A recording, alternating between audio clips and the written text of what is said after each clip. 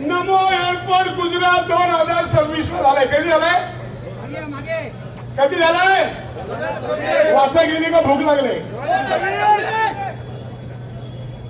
स्वर्गीय मनोहर पर्रिकर एअरपोर्ट कधी झालाय? 2015 दिवसात घोषणा केली आणि गोव्याला एअरपोर्टला नाव दिला. किती दिवसात? आणि आम्हाला 7 वर्ष, किती वर्ष वनवास भोगावं लागतं आमच्या बापाच्या नावासाठी. मित्रहो, या ठिकाणी सांगू इच्छितो की या ठिकाणी जर दिबांचा नाव नसता, पाटील नसता, लेले टिपणीस कुलकर्णी गोखले असते तर कधीच नाव लागला असता.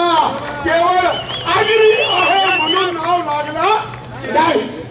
आणि म्हणून सांगतो, अरे आगरी आहे, आग्र्याच्या पोटी जन्माला काय आम्ही काय तुमचे शत्रू आहोत?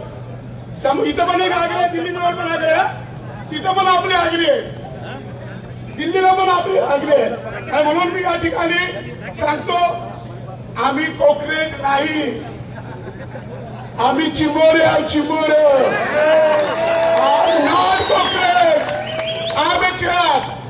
आम्ही चिंबोरे आहोत. आणि म्हणून या चिंबोऱ्यांचे 2 फांगरे, डांगे चिंबोरे असतील तेव्हा ते डांगे, पण आमच्या खंडीचं भरलेले भरतात. आमच्या रोडपालीचे आत्माराम पाटील आणि नरेश पाटील आलेले आहेत. विक्रम ठाकूर त्यांना चिंबोऱ्याची जास्त माहिती आहे. आणि म्हणून सांगतो की आमच्या चिंबोऱ्यांचे ते 2 फांगरे, एबी बाई, आम्ही काय डोंगराचे चिंबोरे खात नाही. एक तर रमेश भाई, आम्ही एक तर खंडीचे खातो, नाही तर मग समुद्रातला घेऊन येतो. तर ते आमच्याकडे काय आहे? चिंबोर आहे, न कोकरेज. बरोबर, कोकरेज आम्ही नाही. म्हणून हा चिंबोरा काय करतो? घराला गेल्यावरती त्या कोली आणि आगरी बांधवाच माहिती चिंबोरा काय करतो. तो कुटुंबात असतो रे, नसतो म्हणजे काय. आणि म्हणून इथं जी बसलेले आहेत ना, हे सगळे मांडेवार, मी या विशेषतः म्हणजे या 27 गाव संघर्ष समितीच्या, सर्वपक्षीय समितीच्या या सगळ्या कार्यकारिणीला मामा एवढा धन्यवाद द्यायला पाहिजे की ही पोरं रात्रभर जागतात. आमदार साहेब, ही पोरं रात्रभर जागत होती. किती पण वाजता सत्यवानला फोन करा, किती बी वाजता वजेला फोन करा. फोन हा दादा बोला. आता ही खऱ्या अर्थाने लढाईचे ठिणगे पडलेले आहे. जर या सरकारनं नाव देण्यास जर नकार दिला तर आपल्याला माहिती आहे, या जंतर मंतरच्या मैदानामध्ये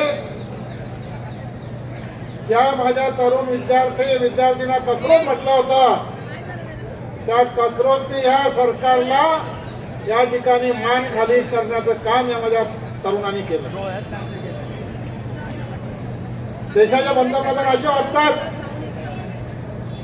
की सरकार माझं आहे, या सत्तामध्ये विरोधी पक्ष आहेच नाही. कुठल्याही परिस्थितीमध्ये आम्ही विरोधी पक्षाची काय मागणी असते ते मान्य करणार नाही. 2022 ला जर आपण या ठिकाणी केंद्र सरकारकडे जर प्रस्ताव पाठवला होता तर त्या प्रस्तावाला 4 वर्ष का लागतात? ज्या नेत्यांनी गोरगरिबांसाठी, आपल्याला माहिती आहे दिवा पाटलांचं नाव दिनकर आहे, दिन म्हटलं तर गरीब आणि कर म्हणजे दलितांचा, गरिबांचा करता. त्यात दिनकर बालू पाटील हे काय साधारण व्यक्तिमत्व नव्हतं, ते असामान्य व्यक्तिमत्व होतं. जीवाच्या शेवटच्या अंतापर्यंत त्यांनी 12.5 JNPT 12.5% मिळवण्यासाठी JNPTच्या करल जंक्शनवर अँब्युलन्स मध्ये येऊन त्यांनी संघर्ष केला आणि माझ्या भूमिपुत्राने 12.5% मिळवून दिलं. हे लक्षवेधी आंदोलन सरकारला हे सांगण्यासाठीच आहे की या ठिकाणी राज्याकडून आलेला प्रस्ताव हे केंद्रामध्ये कुठे धुळकाट पडलेला आहे. आज या ठिकाणी आलेले अनेक दिवसापासून त्या ठिकाणी राज्यामध्ये वेगवेगळ्या मार्गाने आंदोलन करीत आहे. ज्यांनी दिवा पाटील साहेबांच्या नावाने कायम राजकारण केलं, ज्याने दिवा पाटील साहेबांच्या नावावर मताचं राजकारण केलं, उद्योग धंदे मिळवण्यासाठी दिवा पाटील साहेबांचं नाव त्यांनी वापरलं, आज खऱ्या अर्थाने दिवा पाटील साहेबांना ते विसरलेले आहे. हे आंदोलन दिवा पाटील साहेबांचं नाव आंतरराष्ट्रीय विमानतळाला लावण्यासाठीच आहेच, पण खऱ्या अर्थाने आगरी, कोळी, कराडी आणि भूमिपुत्रांच्या अस्तित्वाची ही लढाई आहे. आज नाही तर पुन्हा कधीच नाही, अशी ही अंतिम लढाई अंतिम टप्प्यात आलेली आहे. या ठिकाणी पावसामध्ये सुद्धा तुम्ही भिजलात, होईल ते पडेल करायला तुम्ही त्या ठिकाणी माघारी हटला नाही.